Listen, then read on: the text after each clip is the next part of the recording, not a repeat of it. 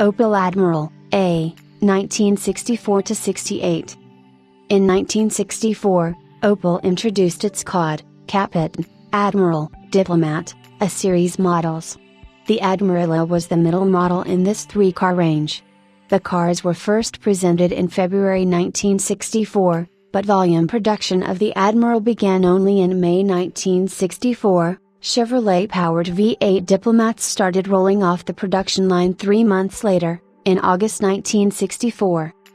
The 1964 Admiral was equipped with a 2,605cc straight-six OHV of 100 PS, 74 kilowatts, 99 horsepower, providing a top speed of 158 km per hour, 98 miles per hour. An unusual feature of this engine was the incorporation of self-adjusting hydraulic tappets. This engine was offered on the Admiral only for its first year.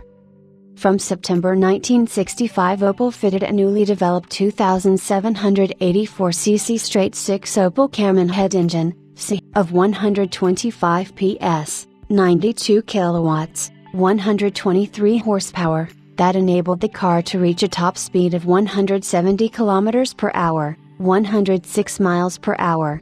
This unit was developed in parallel with a four-cylinder C which debuted in an upgraded Opel Rekord at the same time.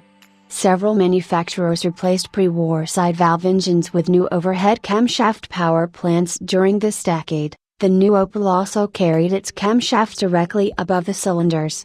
The chain-driven camshaft still operated the valves using rocker arms because the camshaft itself was not positioned a sufficient distance above the cylinders to permit direct action from the camshaft on the valves. The configuration had been developed by General Motors in Detroit and was known as the Camionhead C configuration. One reason for the C engine architecture may have been cosmetic.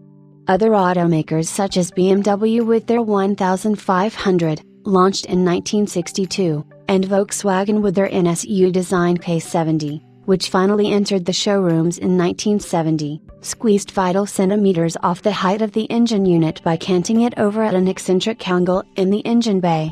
Opel's C engine configuration similarly enabled a succession of Opels to feature the low bonnet, hoodlines that style-conscious product development departments favored in the 1960s.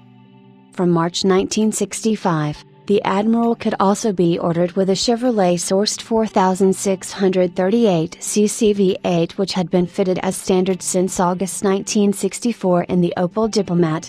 The V8 engine was fitted only in conjunction with GM's Powerglide automatic transmission.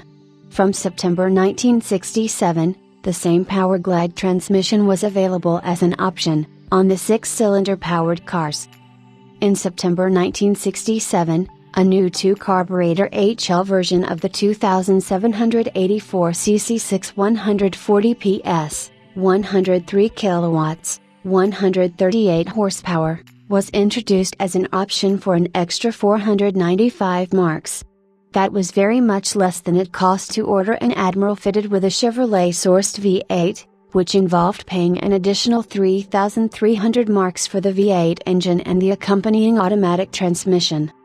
In 1966 and 1967 a small number of cars were delivered to Austria with 2,473cc six-cylinder engines, presumably in order to benefit from lower car tax rates.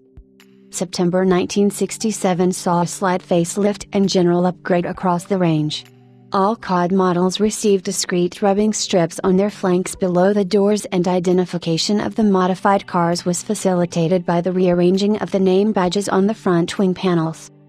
A reworked ZF circulating ball steering was installed along with a redesigned safety steering wheel fixed to the end of a now collapsible steering column.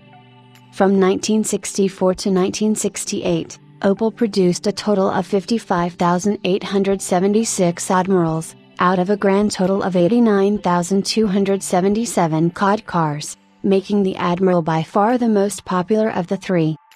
Only 377 of the Admiral AS were fitted with the Austrian market special 2,473cc engine and only 623 came with the expensive Chevrolet-sourced V8, leaving the 2,605cc and 2,784cc six-cylinder engined cars, which respectively found 31,318 and 23,558 buyers, powering more than 98% of the Admiral A's